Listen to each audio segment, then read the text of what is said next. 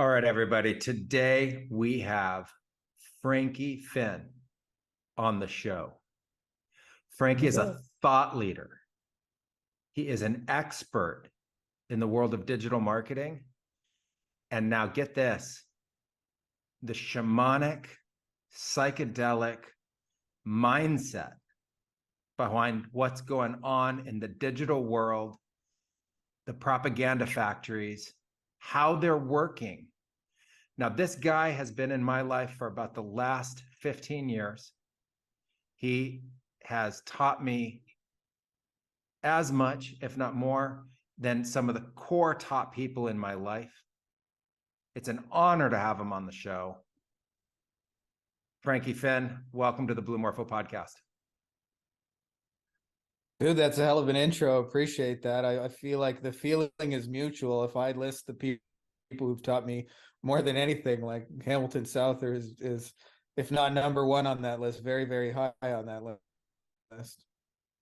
Oh, well, Frankie, I appreciate that as well. One of the core things I think that we both realized in this life as we got to know each other is the importance of mentors. And it's a real pleasure to have kind of that co-mentor role with some people. Doesn't always happen, but when it does and there's synergy, that's always a beautiful thing. So just wanted to send my gratitude and thanks to you for being in that co-mentor role with me over the years. Yeah, or likewise. It's been a wild journey getting to know you. There's definitely like a pre-Hamilton life and a post-Hamilton life, and those look very, very, very different. A lot of different colors and flavors to that. All right. Well, as we're going to get into this, I want to ask that. What is walk me through the pre-Hamilton life and then how you actually came about finding me and then some of the post-Hamilton life. Just take us through that trajectory quickly, just to kind of get to know you a little bit. Yeah, I mean, obviously you know the story well because you were on the other end of the receiving it, but it's one of those stories that if it hadn't happened to me, it's almost so crazy that I wouldn't have believed it. I mean, I want to say 2007, the economy was just like going in the tanks, and I was kind of forced into something I'd always wanted to do, but like in my own way resisted, like going into business for myself, working online, that kind of thing. And I remember being like riddled with anxiety and worry about the future. And I had all this money stress, and I was, daily, like sometimes when I would actually try and envision a better future, it would like actually induce panic attacks inside me, just the act of trying to focus my mind. And this whole thing was going on, I magically heard about this substance called ayahuasca, and it became like an obsession for me when I first heard about it. Googling it every day, and it was a really interesting experience for me because both my parents were alcoholics, and my dad was like a really hardcore drug addict. So like, just in my eyes, all drugs were bad and we would just avoid those. And here I am going, this crazy psychedelic sounds a little bit different than everything else. And so, as you know, which I don't recommend for anybody listening to this, but I was dumb enough to try it on my own. I did it 6 times over 2 years. And it was really the third experience that like kind of started the journey towards Hamilton Souther. The first time I took it was just like a small amount. Nothing really happened. The second time got a little bigger. But the third time, I remember I had read all these stories, a lot of them actually secondhand experiences of you. I just didn't know it at the time. But I listened to people have these crazy life-altering healing stories, and cancer cured, and blindness had their vision restored, and just all these kind of things. And here I was like taking this ayahuasca, and I was tripping my face off, but it wasn't like very mystical or profound. Like it was colorful and mind altering, but I wasn't like, like, oh my God, I feel healed by the cosmos or anything. And I remember right as that happened, I said to myself in my own mind, I said, like, where's my mystical healing experience? And my right arm went up, and it like, the best I could describe it is it physically took over my body. And then my arm lunged down and grabbed this Kleenex box off the ground. And it was such a strange experience because it was so robotic that I used my other hand to push that away. And I was like, okay, whatever that was, like, no mas, no, let's not do that again. And of course, 2 minutes later, I asked the same question: where's my healing experience? Arm goes up, lunges down, grabs this Kleenex box.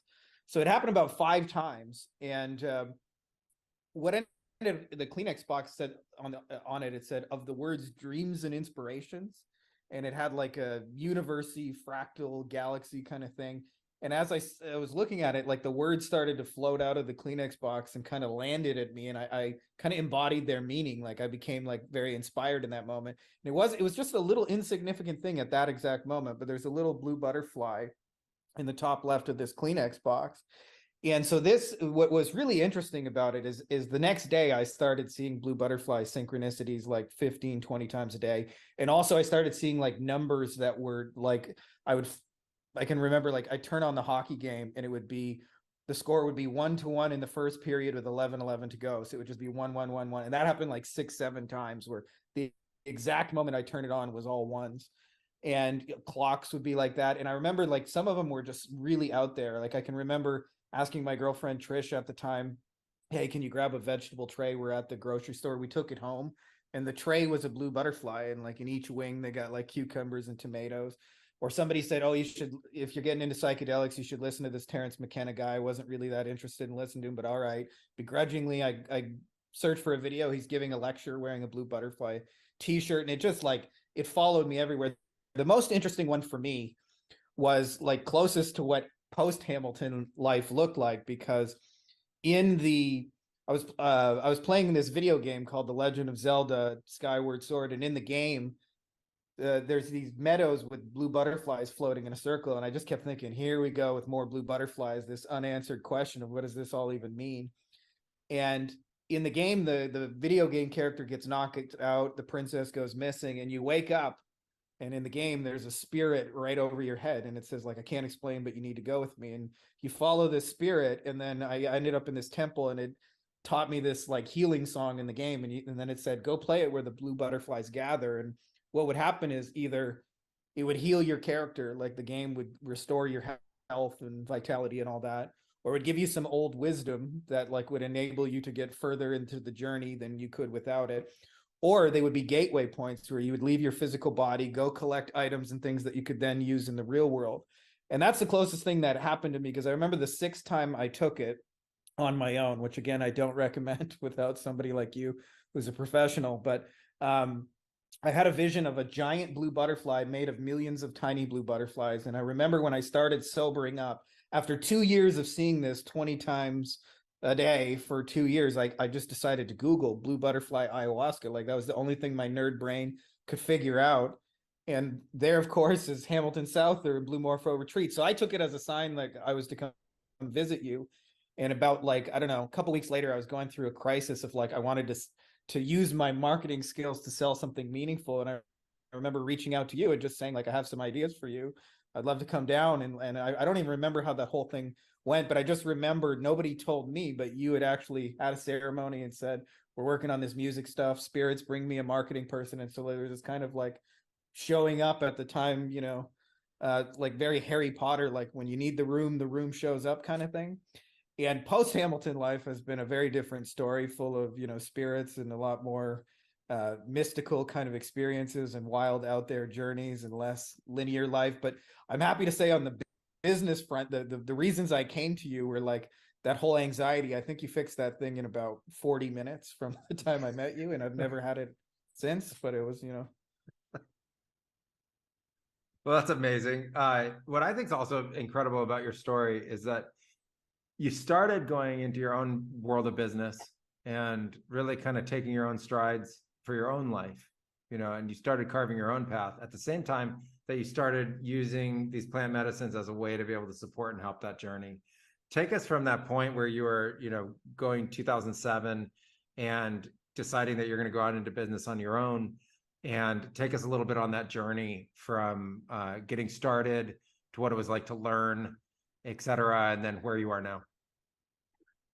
Yeah, I think there's some of us that just like weren't meant to be working for somebody else. Like, and I don't even mean that like in the sense of more than anything, just like that, like I can't show up on time. I can't not find better ways. I can't punch a clock. Like I'm just not built for that. So I'd always kind of fantasized about that life, but been like my internal fears and beliefs, all that kind of just held me back for a really long time. And then around 2007, I was kind of like just forcefully put into the fire in the sense that the the economy was basically in the shits at that time. Like, it was a major recession, and my local area, which was Windsor, Ontario, Canada, which is where I was born, is a lot like Detroit, Michigan, very dependent on Ford, General Motors, Chrysler, and those companies were announcing like massive layoffs. So Windsor was extra hard hit by that. They were laying off like 25% of the city sometimes in a day. They'd say like, all right, 40,000 of you guys are out of work, kind of thing. And so it was this, like, I couldn't fall back on a job. I actually remember going to a job fair,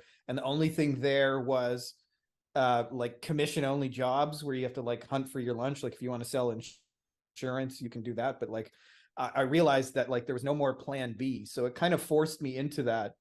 And it was the first 2 years in particular were probably the hardest 2 years of my life. And certainly in a professional sense, because it was like, you don't know what you don't know. I just remember, actually, I had a friend who called me up one day and he said, I wrote a real estate course and we're going to sell it on the internet. And I remember I said, we? It's like, no, dude, you're going to sell your own real estate course. And then I thought about it for a day after he hung up, and I was like, well, what else do you have? What else are you going to do? And I didn't have a better idea to go with at the time.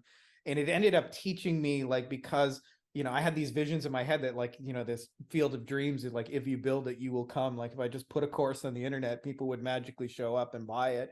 And I didn't have to say anything. They would already know what it is.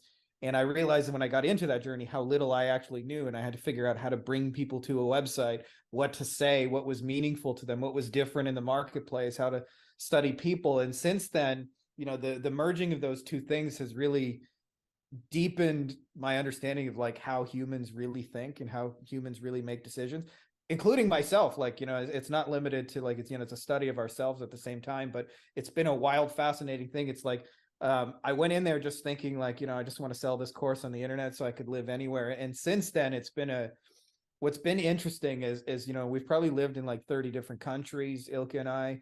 We're pretty location independent. I can do kind of whatever I want, whenever I want. I'm not saying I have it all figured out, but I think we have a pretty cool life relative to, where most people are at in this journey.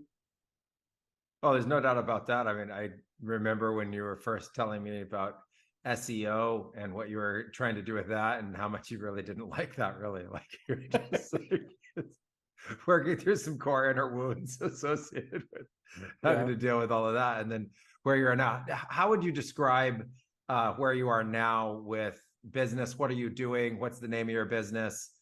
Just talk us through that. Well, first let me address those inner wounds, because anybody who's just like experienced one time a website tell you your password is not complicated enough and it needs like the Batman symbol and an upside down Q and 20 extra characters, and then when you try and log in, it can't remember it because it was never complicated in the first place. Just imagine doing that 1,000 times a day for 7 straight years. That's SEO in a nutshell. So a lot of it, I'd say the probably one of the most meaningful things is, one of the things I was looking for from you, but I didn't consciously know that I was looking for, is to identify what's actually purposeful. And I realized one of the most important things in having like a purposeful life or business or contribution in that sense is actually who you work with.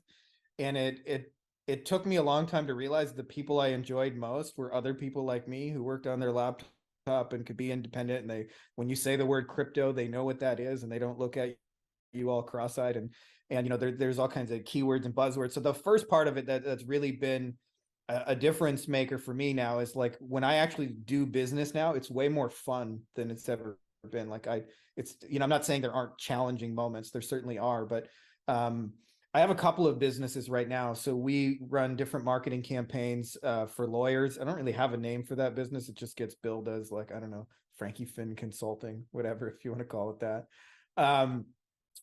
I also coach and mentor other agency owners, and we're just getting started in a third business where we're doing wholesaling real estate, which is very much in the infancy stages, but I'm super stoked about where that's going to go direction wise. And as you know, Big Daddy over here wrote a book on it as well. It's kind of a cool thing to say. I literally wrote the book on it, but I had no idea when I was doing all this stuff, 15 years ago, just trying to figure out how to get people to my own website and sell my own stuff, that I would be paving a path for thousands of people behind me that were trying to do a similar kind of journey. And, one of the things that information is now abundant online, but there's also like a lot of shitty information, for lack of a better way of saying it. And it's a lot of stuff that, like, to me is actually counterproductive and makes people work harder and makes people build businesses that they hate. And having done that, it's easier to guide people out of those things into more purposeful things that are simpler but more profound. I like to say small but meaningful differences in people's lives. And when you do that, I don't know, the game's just more fun because you're working, like, most of my day is spent working with people I like, doing stuff I like, doing the kind of stuff I like. I have a team that supports me. All the stuff I don't like doing, for the most part, somebody else is responsible. I've realized over the years that the things I hate doing, other people love doing. So, like, why hang on to the work that I hate when somebody else is, like, chomping at the bit to want to do the things that cause me misery and grief? And so I wouldn't say I've got it all figured out by any stretch of the imagination, but more than anything, it's just a lot more purposeful. It's a lot more fun. And of course, like, when you're doing purposeful work and it's fun, like, it's very easy to make it profitable because you don't have all this resistance to what you're doing in the day to day. One of the things you've expanded into in the last years is coaching and really being a mentor there for other people. Like you said, paving the way for thousands of people. Talk us about coaching and walk us through what it's like to be a coach. What do you like about it? How do you mentor other people, and how do you really help them get the most out of what they're trying to do? Yeah, it's really interesting because I've had people come to me and say, like, I want to be a life coach or whatever. And how do I, get started with that process? And for me, like, I wish I could tell you I had some, like, bolt of lightning, like, I want to be a coach. I actually had just figured out, like, webinars online. Like, we were selling a massive amount of stuff through webinars. And I had a lot of friends who were trying to sell similar things to me that kept asking me to, can you help me build a webinar like this thing? And I decided that one day I would put on an event and I would invite some of my friends who were, like, in similar situations, who I knew would benefit from it. And it just worked out that a lot of them, like, I would say, like, 60-70% of them were other marketing agency owners. I didn't plan it that way. I didn't say one day I want to coach these people. And what ended up happening is after a day, we were finished with the webinar, and it was a 3-day event, and it just turned into, like, Q&A about how do you deal with this when a client says this, what do you do about that billing, and blah blah blah. And not just me, but the people in the room were giving answers to each other. Like, somebody had solutions. And I had a few people that left that event and, like, 2-3 days later, made, like, a massive change. There was one guy who was, like, for example, he was selling $500 a month local SEO. He messaged me, I don't know, like, a couple weeks later to say, like, I landed 2 $10,000 per month contracts with these big corporations, and their 2-year contracts. So now I have, like, a guaranteed 400,000 coming for the next 2 years, coming from somebody who was struggling to get, like, these low value things. And I was just so blown away by it. And it was so much fun that I thought maybe I should do more of this. And it wasn't like I intentionally woke up. So I think part of it is finding people that are like you, that are you kind of like 5 years ago. Cause I never, like, planned to make that kind of impact on those people or even work with those people. And if anything, I was just trying to sell an event to my webinar thing. But, seeing how much it actually changed lives and how much people got out of it. And I realized after I went through it, like, they were very similar to me. They were on the same journey, but they were just a couple of years behind on that same kind of thing. And there were more similarities than differences.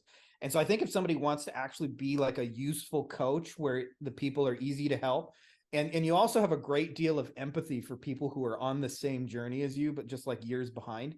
And I don't think you need to be all things to all people. Like, if you're looking at that, because there's other areas where I have mentors where I'm behind people in life. It's usually, like, one of 4 areas. You're either going to help people with some form of relationship, some form of finance, some form of health, or some form of, like, spirituality.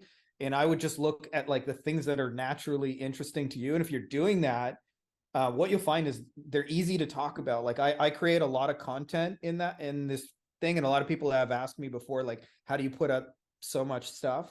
And the truth is, I can't shut up about it, right? Because it's 15 years of my life. Like, I need some way to release it and to vent it and to talk about it to somebody who will find it interesting. And I think those are the things that you'll naturally be good at coaching, where if you could just, somebody could wake you up at 3 a.m. and you could still be helpful to somebody 5 years before you'll just be a naturally good coach at it. And we like to think almost always, because they're entrepreneurship and, like, people like us, we're always forward facing, so you never really feel adequate to where you're going. So you forget that there's, like, 1,000 people behind you that wish they could be where you're at today, and almost always in different areas of your life. Like those are the easiest and best people to coach, especially if it's around a topic that you just like talking about anyway and can be useful to people.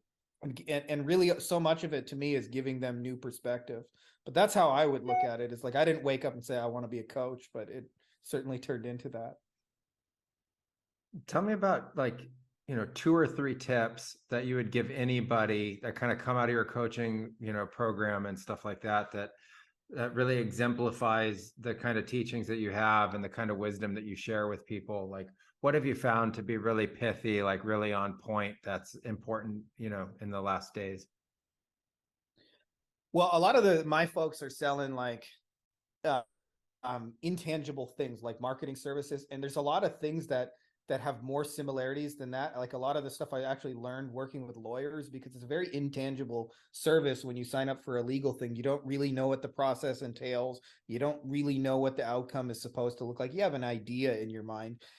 People who sell investments or all those, there's tons of like high ticket services, consulting, coaching things that all fit under that umbrella where they're intangible. And I think one of the biggest things people miss is, so much of the struggle I see with people is they don't know how to paint a clear picture of the expectation of what is to come in the future. And I had a lawyer explain it to me really, really simply. He said, if I tell a client, I think we're going to get you $15,000 and I get him $10,000, he thinks I'm the worst lawyer who ever existed. He says, if I tell him I think we're going to get 10,000 and we get 15 and we get 5 extra, he thinks I'm the greatest lawyer ever. And so much of that is not whether you get people 10,000 or 50. I see this over and over as people enter into these relationships for an intangible thing, and they think they're on the same page about what it is they're trying to create, and they're usually not.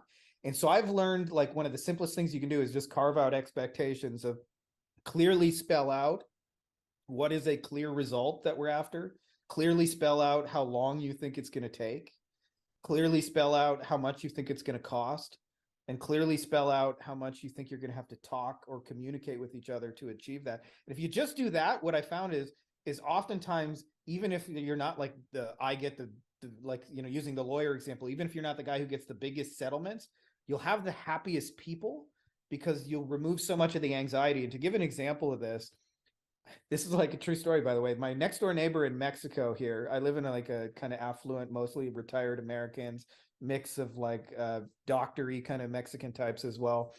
And he got his house built, and I said, like, how was that experience? And he said, it was the worst effing experience in my life. And I said, what do you mean? And he said, well, I sent my life savings to Mexico for a second home, and then nobody messaged me back, and I didn't hear anything for like 6 months. After 6 months, I got a form in the mail that was in Spanish, and I couldn't understand it, and I didn't know what they were trying to tell me. And I said, what happened? And he said, after a year, I drove here and the house was perfect and there was nothing wrong with it. It was on budget and everything was on point. But that process created a year's worth of anxiety because they weren't on the same page about the things I just described. And if they had just done the opposite and taken a proactive approach and said, hey, I know it doesn't look like much, but here's a little video. This is your piece of land. You own it. Hey, here's a little video. We're putting up a foundation. And obviously I don't build houses, so I'm just kind of like BSing a little bit. But hey, here's, like, we just put up the walls today. Hey, we're putting in the electrical. Hey, Tony over here noticed a problem over there, so we kind of have to backtrack a day or whatever. But if they gave you updates and let you know and communicated what to expect in that process, you would actually accept a lesser house and feel happier about the experience. And I see this all the time where people just aren't on the same page about expectations. And so I think before, like, people enter into these intangible things, getting on the same page about those things will make life so much easier, and you'll have much happier relationships. And it's universally true almost in any business. The only time I would say it's maybe not as applicable if you're selling like little plastic trinkets and they get there in a day, you could probably get away without expectations. But even then, it would still make your business life easier. And I see this done over and over where people just aren't on the same page about what they're actually entering into. And I'm not really talking about contracts either, because a lot of times people think, I'll pin people down in legal so that they can't, say we didn't say that earlier. But I'm talking about like just having a clear picture of, okay, we're going to build your house and it's going to take us a year and it's going to cost this much money. And we're going to give you a once a month update of where the process is at. Rodrigo over here is going to call your your number that you've given us and just give you an update where we're at. Like, so much of that takes the anxiety out of it. And I think people will have just better business relationships if they just follow that one thing, because I think it's like such an underrated part of doing business. I mean, how many times have we bought something and it, like, you know, there was no house, we got ripped off, right? So like there's a lot of reasons people, a lot of baggage people bring to those relationships. And when you can bring trust and a clear picture of the future, what you'll find is like people are just cooler and easier to deal with. I think managing expectations is an unbelievably important thing, right? Yeah. Like, one of the things I've learned over the years is that we just don't see things eye to eye. Like, no one does things the same way, right? So I've given people tasks to do, thinking that they would understand a core logic that sat underneath the task and why, and it just gone, right? Like, it's not even part of it at all. And so I think managing expectations is unbelievably important.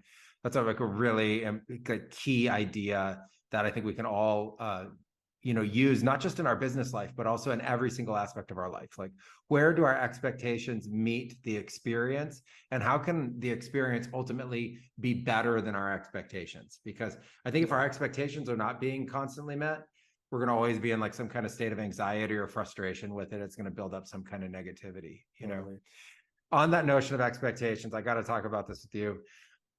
I didn't have an expectation when I came into Earth about, life and what it would all be like, and like the current state of global affairs and what was going on with the Homo sapiens species. I was kind of like perplexed in my, teenage years and trying to figure it out, ultimately studied them and whatever. So I wanted to just discuss a little bit with you about kind of where you're at on what you think is going on in the world, kind of where are we at as a collective. Just if you can start to unpack that, what are some thoughts you have on all of that? I mean, I don't know. I mean, as somebody who just had 3 kids in the last 4 years, I have more, like, I would say 60% of the time I'm in the Medicina, thanks to you, and I'm flowing and life is good. And 20% of the time I'm just angry at the stupidity of the world. Like our species is just crazy about. One of the things is that you've taught me, as you release so much of these things that are like kind of put into us, that like, I don't know, you kind of realize how everybody else around you is fucking crazy all the time. Like, it's just a byproduct of it. As you find sanity, you realize how little of it actually exists in our world. And then I'd say probably 20% of the time I'm anxious about this whole, AI dystopian super state that it seems like we're headed towards. I don't know. That's just the honest truth about it. I mean, we've talked about this AI, thing. I mean, I'm into it, right? Everyone knows I'm a technologist and a futurist on top of the sacred plants. And anyone knows, if you've drunk enough ayahuasca, that ayahuasca is a technology, right? Or at least it awakens within us technology. It might just be a pure sense of intelligence, but it ultimately goes into technology. And I know you've interacted with technology for the last 15 years, and you kind of have this like unique perspective on, like, as you call it, AI superstate. So, well, where does that all fit in with like social media? How does all of this work? What is propaganda for you? And what is what are mass media channels? What's going on?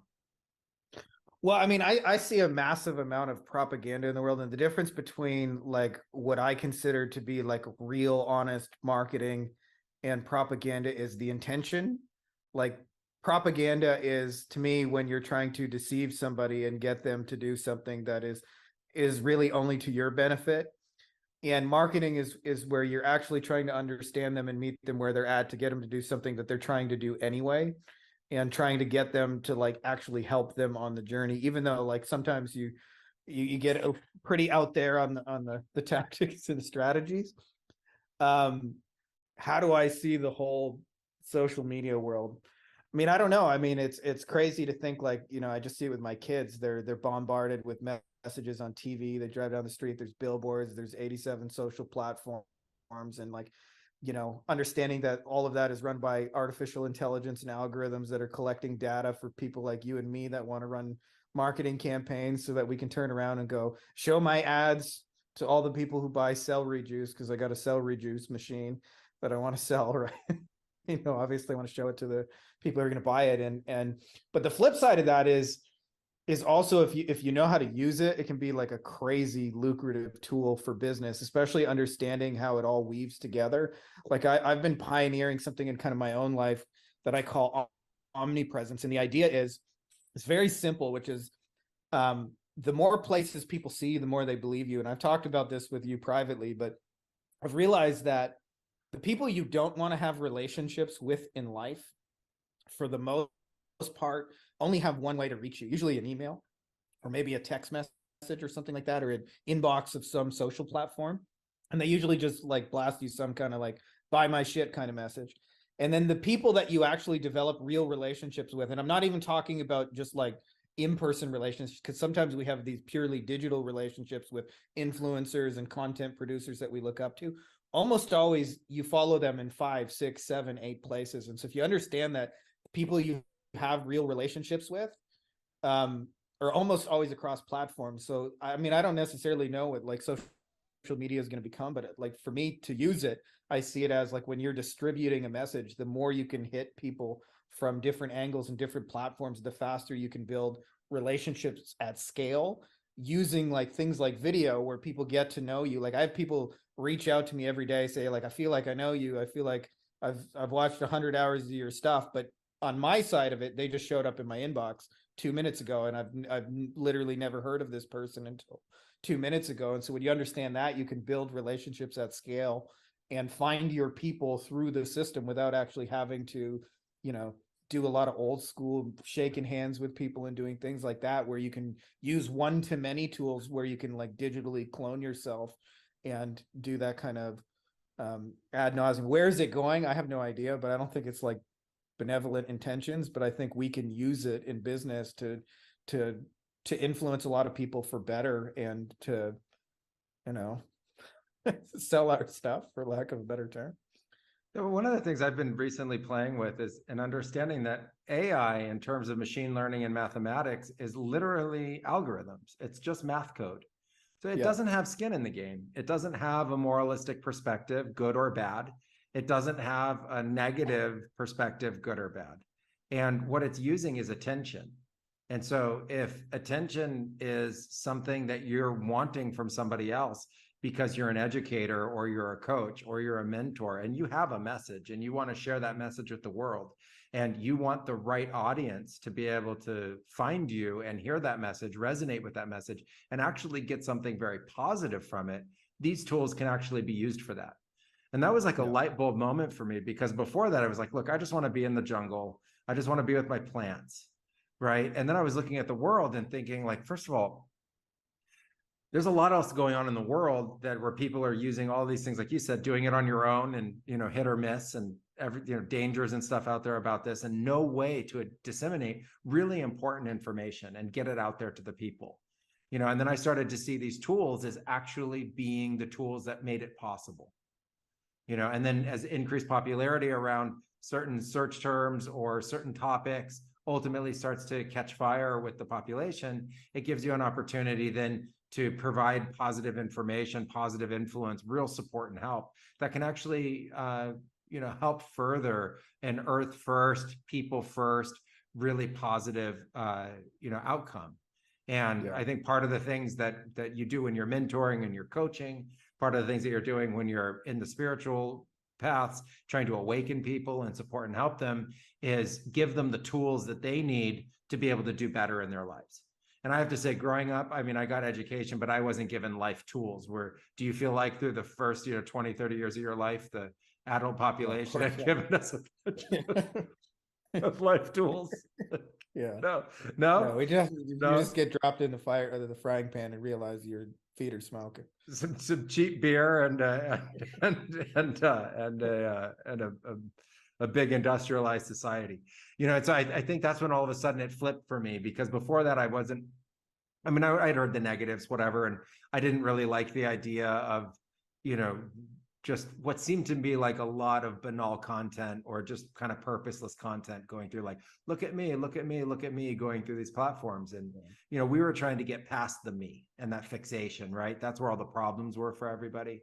So it seemed like kind of counterproductive, but all of a sudden it was really more about like, hey, we're trying to share this message. We're trying to get what we do out there. You're trying to help the next 1,000 people that are 5 years behind where you are. You're trying to get people who are running agencies, they're running businesses, they're young entrepreneurs, they're founders, they're CEOs. You're trying to reach them and give them tools and capacities so that they can further their work and actually accelerate their development, right? Like something that took you 5 years, you can impart on them wisdom that takes them now a few days. Yeah. And that acceleration and growth is like really paying it forward and creating exponential, positive in this world, really. And I never saw that before. And, with what we're doing with the Blue Morpho Academy and wanting to share really educational content and get a standardization out there around sacred plants and these other kinds of, kind of expanded states of consciousness experiences, I finally came to realize social media was the tool that we needed to use. And it's a popularity contest. So, take it for what you will. But in that popularity contest, if people are searching the keywords that you're actually putting content out about, they will find you. And I remember growing up, it was unbelievably hard even to find a phone number I needed. You had to go out and get the white pages or the yellow pages and actually flip through it and look through it. And so this is now grab an electronic device, go into a search engine, put in some, a little bit of code, put in a search word, and they can actually find Frankie Fihn and they can relate. And like you said, there's hundreds of hours of your content out there now that people can come and actually start to consume for free. And that wasn't available when I was a kid. And I think that's actually the real positive of this. And I also remember we started with online courses back in the mid 2000s. It was unbelievably hard to create them. It was unbelievably expensive to create them. We had to actually code some of ours ourselves. And that now is SaaS software. Yeah. Right? Like, no, it's so simple. And so I think that that's actually like the brilliance of this. If we can, as a community, get behind the idea of using this for good, using this for positivity, making really consumable, exciting content that's positive, right, for people, not just brain numbing, watch my dance video again, but actually something that's educational. You can impart a tremendous amount of wisdom through these tools in a very short time and actually help people in a really incredible way. Now, that being said, I'm surprised you've become for me, I'm surprised that you've become in your own sense a coach and educator, right? I know you taught me over the years and stuff like that, but I didn't know you were going to ultimately do that for people. So along those lines, what do you kind of see as, your life purpose and, the sort of your destiny? Yeah. Like go into life purpose for me. Well, it's funny because I remember actually I was doing a legal speech and it was pretty nerve-wracking for me. I had an audience of, I don't know, 500 to 1,000 lawyers or so, and they're all like, relatively prominent, like state leaders and market leaders, not like the small ones, the big shots, if you will. And I remember the headline speaker at the event was Joe Montana, and he said something that, I know he didn't invent, but he said, somebody asked him, like, what was it like winning 4 Super Bowls? And he said, for me, it was pretty easy because I believe the way you do one thing is the way you do anything. And so for him, he said, like, every single time I practiced in my mind, I was rehearsing the Super Bowl and I was training for the Super Bowl. So when I actually played in the Super Bowl, like I'd already been there 10,000 times in my mind. And one of the things that I learned from you is I know certainly I got stuck there. And I think a lot of other people get stuck there. Is purpose for me is like where most people is they think it's supposed to come in this download and you just have this big realization and all the dots connect. And it does happen like that sometimes. Like I heard of J.K. Rowling, she was just riding on a train and just got a download for the Harry Potter series and had to take dictation for days and, ultimately wrote this whole series and was a huge success. And there are stories of that, but I would say like 99.9% of the time, purpose is created and it starts in the really small mundane shit that doesn't really seem like what you have for breakfast, what hours you're going to do this stuff, just noticing when your energy is on point, who do you want to work with? What do you want that to be about? Like it's a lot of little decisions that when you add them up collectively come up to something bigger where you start to realize like I'm doing stuff with people who I want to do, making a difference how I want to do it. But it doesn't start as like this big download. It's really just like, okay, you can have anything for breakfast. Like, what do you want? Let's be purposeful about that. Well, I want it to be delicious. I want it to be healthy. I don't want to spend too much money on it. I want it to be quick. And like, what fits that description? Okay, well, this fits that description. Let's be purposeful about breakfast. And what you find is you start to do that in the small things. Suddenly it adds up to something bigger. And thanks to you, I'm not sitting around waiting for a lightning bolt of like purpose. Like, I keep a lot of notes when I have a good idea kind of thing, but it's to me, it's about,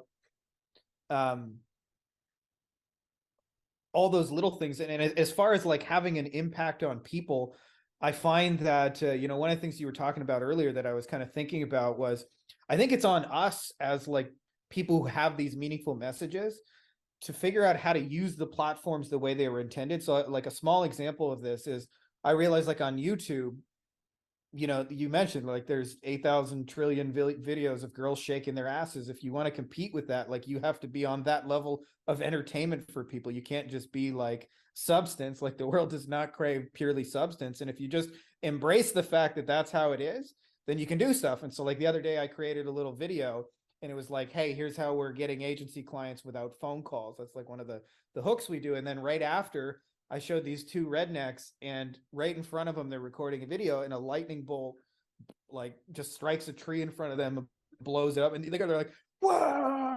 and they're going mental.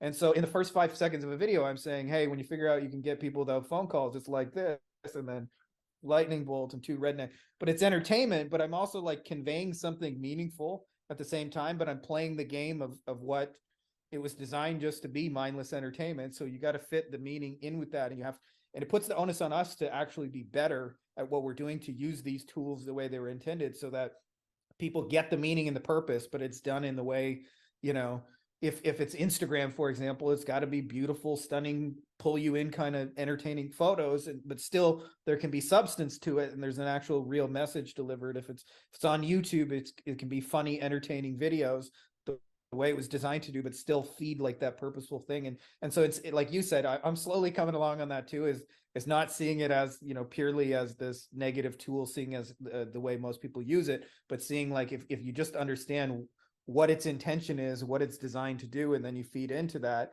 you can actually spread a whole lot of purpose and meaning using these tools, and they become your allies instead of, these things like trying to sell your kids some fucking chocolatey marshmallow sugar thing for 75 cents, right? Like it can be used to actually deliver something of meaning. Yeah, life purpose to me was always a concept of you're living it. And if you don't like your life purpose, you got to make some changes. Yeah. Right. You're living your purpose. Like it doesn't seem that way. You want it to be an externalization, like you said, like the download, right? Like, oh, that's my purpose. But I'm like, no, actually, your purpose is tied into your life path. It's tied into what you're actually doing. And you unlock it little by little as you're figuring yourself out. And you do get those download moments, I think if you participate in sacred plant ceremonies, they have a better chance of getting more of those download moments. It kind of opens up the mind to be able to... with you, it's like it's 100 times out of 100. There's unless you don't take enough because you chicken out last moment, but for the most part, like don't check it out, man. Don't check it out. Just agree that you're going in and we're going to have a great time, right? Yeah. And if we're not, let's purge what's the problem and then let's have a great time. Now, can I just say on that front, by the way, I still remember my first ceremony with you because I had a lot of beliefs and ideas about like who we are and what we are. And they were actually kind of accurate in a sense of like, but I had no idea what I was in for. And with you, I had my first genuine mystical experience. And I remember like, it just, the eternity of creation just went on and on and on. And I felt like I knew everything. Like I remembered like why my curtains were blue growing up and, why we lived on this street and all this stuff. And I just like downloaded, it just went on and on and on. And then at some point after this, like a never ending eternity, I wake up on the jungle floor and I open my eyes and there's you and Christian sitting with headlamps. And you guys were drinking coffee, eating your cornflakes. Like it was the most normal thing in the world what had happened, right? Like I just had the most significant experience of my entire life. It was like this never ending, like, holy shit, whatever I just thought life was. And to you guys, it was just like another day at the office. And you guys were just having the most normal conversation, like, how's the weather over there? Oh, that's cool. And and I was like, how do you guys know this? How are there people who know this? I mean, I think that's the beauty of these experiences, right? Like I was going to ask you, like some of your favorite, experiences you had, right? And I was just on a podcast right now, just talking about. I was like, yeah, last week, 25 people opened up and had direct experience as a source, and these things that are normally considered to be impossible are actually very possible, and not only that, very repeatable. I think one of the crazy things that's happened in my journey over the last 20 years is that these things that were first one-offs that were spoken about in spiritual circles as like maybe or maybe not would happen in your life over like 20, 30 years, I realized actually come from within us. It's where we're oriented, right? And in the last years, I've become super oriented in like pure medicine, super oriented in source, because from source comes all, and that's the source of our creativity. It's the source of our success. It's the source of our love. It's the source of our medicine. It's the source of our families, like ergo source. It's not something that is, somehow put away from us way over there that you can never get. I see people always like looking up, and I don't get it, because that's not even up, right? It might be down if you're in the Southern hemisphere. It might be only oriented if you think about like north, south poles, like whatever, like we're growing out of the earth, right? So, I just think like, it's always all around. And ultimately, we have this incredible capacity to normalize experience, right? Like we make experience that at first was so mind-boggling to us, we actually make it normal. And pretty soon, even direct experience of source, direct experience of the infinite and the eternal, actually becomes common everyday experiences because we're having them so often. That being said, though, I don't think the beauty of it ever goes away, though. Right. I mean, there's something about these peak experiences where the core beauty of them is something that we can always tap into. Like, tell me about some of the most beautiful experiences you've had through plant medicines. Well, I'll tell you one, and this is a quality Hamilton Souther story, and you have some of the best punchlines in existence. Like, how in movies, they always have a punchline when they kill the guy in the movie or whatever. Like you had a pretty awesome punchline. I remember we were drinking at your house, and so this was like kind of private, working with like the different shamans and stuff you were training. So it's a very different experience than the tour, where it's this beautiful Hamilton Southers holding a space for you guys to figure it out. On the contrary, you gotta work a little harder for it when you're being trained for it. A lot harder, I should say, because you got to be able to do this for other people. And I remember you had an employee. I think her name was Carolina. I don't know if she's still there or not, but she was having some issues with her sleep, and not related to plant medicine or anything like that. She just hadn't slept in days. And in Iquitos, Peru, it's not like you can just go to the pharmacy and get some sleeping pills. So I remember there was this whole issue. And so I remember we drank, and then at some point, it was the first time I really had like what I would call like a bad trip. Like it wasn't necessarily like dark. It was just really uncomfortable physically and mentally. And anybody who's ever drank with you can confirm that ayahuasca gets very, very non-linear, very, very fast. And your sense of time can be extremely distorted, even though it may have been an hour according to the clock. You've now felt like you've been in it for like 40 weeks. So I feel like I've been in it for 40 weeks. And I remember at some point I hadn't done like a huge dose that day. And you said, hey, hold on a second, go help Carolina and I'll be right back. And so you stopped with the Icros and everything, and I started to sober up, and I thought, oh, thank fuck, this thing's finally over, right? Like whatever you were trying to show me, I got it and I was done. About 10, 15 minutes later, you come back and you hit up an Icro, and within 2 to 3 seconds, I was full on visionary from sober. Like I thought this whole thing was over. Hamilton starts with the Icros, and I'm tripping balls again, and I was back in this kind of shitty place. And so this happened like 3, 4, 5 times, where you left to go help Carolina and check on her, and then you came back and resumed Icros. And I remember at some point you were gone, and I'm just like, you had said, if you get into any difficulty, ask the head medicine spirit of ayahuasca, just ask for help, say, Papa Tua, help me. And I didn't feel like I was getting that help. As sometimes like Papa Tua does, I always feel like you're getting the PT love in that moment. I wasn't feeling the PT love. I was feeling mostly like I wasn't being heard. So I just like tried asking different ways. That's what I was doing in my mind. Like, Papa Tua, please help me. I command you, Papa Tua, help me. For the love of God, man, please. And it just went on and on and on. And I couldn't get out of it. And I remember at some point you said, if you need help, just come ask. So I went into your bedroom, and you were on Skype, and you were helping somebody else over Skype. And I came in and I said, Hamilton, I see you're helping with somebody. But when you're finished with that, can you help me? And I started walking away just thinking, you're busy, but when you're finished, you'll come get me out of this misery. I've been in it for 40 weeks now. I can handle another 2 weeks. It ain't going anywhere from here. And I remember you said something like to the effect of, you stubborn motherfucker, get back here. And you laid me out on your massage table. Now, at this point in my reality, it's been like this, it felt probably like, I would say legitimately like 40, 50 hours of just suffering and misery and not feeling good. And I could not get on it. I remember you walked over, and I don't remember the whole thing, but you were very like, you were loud about it. You put your hands over me and you were like, Christ, straighten the mind, Buddha, release the story of suffering. And you were like doing these incantations over my physical body.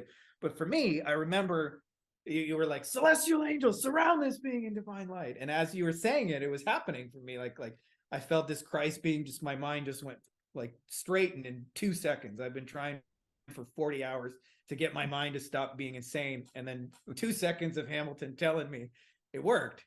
And then I remember I felt this like, just Buddhic calm, like my body had gotten jittery and just went and like chilled out. And then I saw all these angels around me and I'm like tripping balls, like, holy shit, what's going on here? And I remember thinking in that moment, I was like, holy shit, like you're just on another level.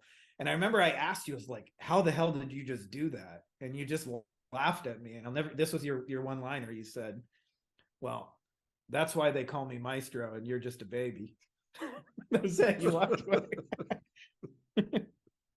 I mean, I've had quite a few of those, but those kind of wild, crazy experiences. But I don't know. That one came to mind right now. That is a good story. Fundamentally, we train, right? We train and train and train and train and train. And then we train and train and train and train and train to the point that what we're talking about and what we're invoking for us is 100% real. And those aren't concepts and ideas. Those are friends. And they're partners. They're people that we work with. They're beings that we work with and stuff like that. And so, can I just say on that front, because I actually remember asking you about it after just some of the crazy healings and stuff you've seen, and you said some lady said she had a depression and this angel being came down and like a laser of light came through their head and removed this dark mass and said, like, this is your depression, you can let it go. And it's like, when you hear that, like, what do you think? Like, is that not the most amazing thing in the world? And for you, that just like a Tuesday, because you've seen that 100 times a week for 15 years. And so you were just like, well, who do you think called the angel in the first place? That's funny. Oh man. So for you, what is success? When you break it all down, what is ultimately success for you? I struggled with that like for a long time, like to even define it to myself. And I had a mentor who said it to me in the simplest way I've ever found that always stuck with me. He said, success to me is doing what I want, when I want, with who I want. And a lot of times we think it's a monetary thing, like it's when I hit X number of dollars, I'll be able to do that. But there's a lot of people making a lot of money that are not living life on their own terms and, are in various forms of a prisoner to different things. I actually remember I was in a super like LA kind of like Ashton Kutcher was there and Jack Canfield, the Chicken Soup for the Soul guy, was like this super fancy like Hollywood charity party. And I met a guy there who had sold an app for $300 million. And I was super intrigued to hear his story after he told me I just got $300 million a week ago. And when he told me his story, it went into like, well, my family, I lost my family. I became an alcoholic. I'm basically a one-dimensional human being. And I thought, like, that's not success. When you start to see it, like, on the surface, 300 million sounds really cool. But if you like destroyed your health and broke up your family and your kids don't know who you are, that's not winning. So I look at it like it's really a lot simpler is if you are doing the process your way, those outcomes will happen as a result. Like, to me, it's like planting seeds and watering it, like inevitably it will. But usually when people think success, like the first thing people's minds go is to like monies and cars and those kind of things. And I've met lots of miserable people with those things. To me, it's much, much simpler. It's doing what you want, when you want, with who you want. If you can do the kinds of things you enjoy doing that actually like create meaning in the world, and you can do them like time-wise on your own terms. And sometimes as you can affirm, Hamilton, like sometimes that's, I get to work 20 minutes and then go spend the whole day on the beach. But there's also lots of days where like it's an 18-hour, like I got to do what's got to be done kind of day. But regardless, if it's done on your own terms, where there's nobody saying you got to be here at 9 o'clock and you can't leave till then, If you're doing that on your own terms and you're doing it with the kind of people that for you are the right people, like that to me is success in the simplest terms. And inevitably the outcomes that people want out of those processes. I learned this, somebody called it the perfect average day.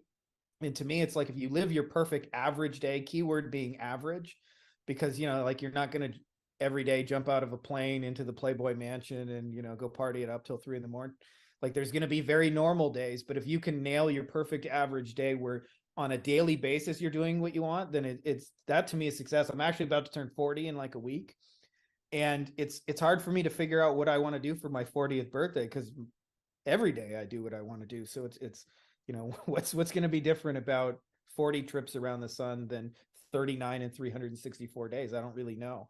And I think that's how, you know, like when you really have it, where when you have a chance to have an extra special day and you're like, it's kind of what I already do now. I want the simple joys. I just want to go to the beach. Just want to eat some good food. I just want to hang with some cool people. Just want to go make some money. I just want to, you know, contribute in this way. I just want to share a few thoughts over here, make a little video. Like I'm already doing that. And so, that to me is the simplest definition, is like, if you nail those 3 things in the process, the outcomes will come out of them. That's awesome. I agree. I think success is in the eyes of the beholder, and, you know, understanding that it's not just the amount of time that you put into something, but what you're ultimately getting out of it is, I think, key. Like you say, some days it's a lot less time and some days it's a lot more time. And if you're really putting your heart and soul into something, it might not even seem like it's that much time because you're so much you're so into it. That being said, Frank, it's unbelievable having you on the podcast. Thank you so much. Tell everybody how they can find you in this incredible digital world we're in. Well, of course, as we mentioned, the old social media platforms. If you guys are seeing this on video, I'm holding up Frankie Fihn's book here, Beyond the Agency Box, which you can find on Amazon, especially for those of you guys who have like high ticket service consulting, marketing agency, coaching kind of businesses. It's a pretty life-changing book. It took me 15 years to figure out all the hard stuff in there. And my goal is, like you said, is to have people be able to do in 15 days what took me 15 years to figure out. Like, it doesn't have to be this long, arduous struggle. A lot of times when you're on the journey, you don't even know what you're doing wrong. So it takes you 7 years to figure out what you're doing wrong. And then when you get it like you never got it. And so I hope that can be a useful tool or resources. And as well, if you guys want to connect, I'm probably most active on the old Facebook. So holla at a boy there. All right, Frankie Fihn, thank you for being on the Blue Morpho Podcast. Again, it's always a pleasure. Can't wait to talk with you soon. Big hug from here. See you guys on the other side. Brother.